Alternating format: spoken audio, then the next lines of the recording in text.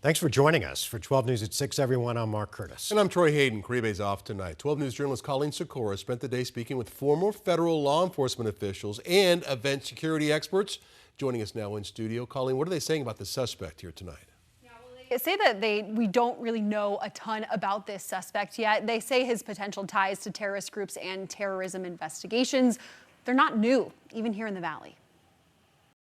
It was in October when a teenager arrested before he could carry out a planned attack on the Phoenix Pride Festival to further the goals of ISIS. The problem of terrorism has not gone away. The FBI saying the suspect, who they say drove a truck into a crowd of people on Bourbon Street early New Year's morning, had an ISIS flag in the vehicle, saying this was an act of terrorism. John Yanarelli is a retired FBI special agent.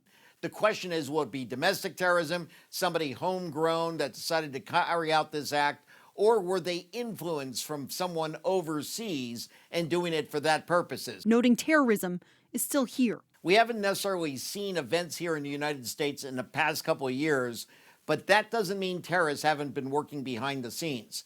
The current FBI director has come forward and says there are open terrorism investigations in all 50 states, including right here in Arizona. It's a problem law enforcement has to deal with.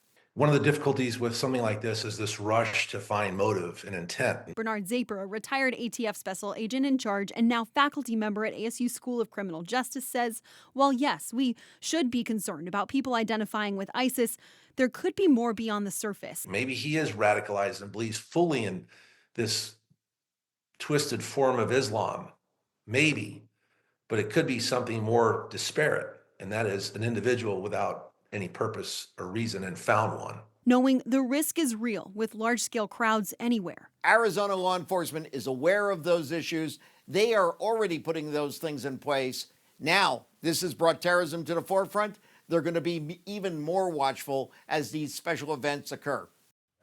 I also had a chance to talk with an event security expert, and he notes in these large events, security is all about balancing both keeping bad actors out and allowing people and emergency responders to get in. So he and others that we talked to are urging patience as this investigation continues. Mark?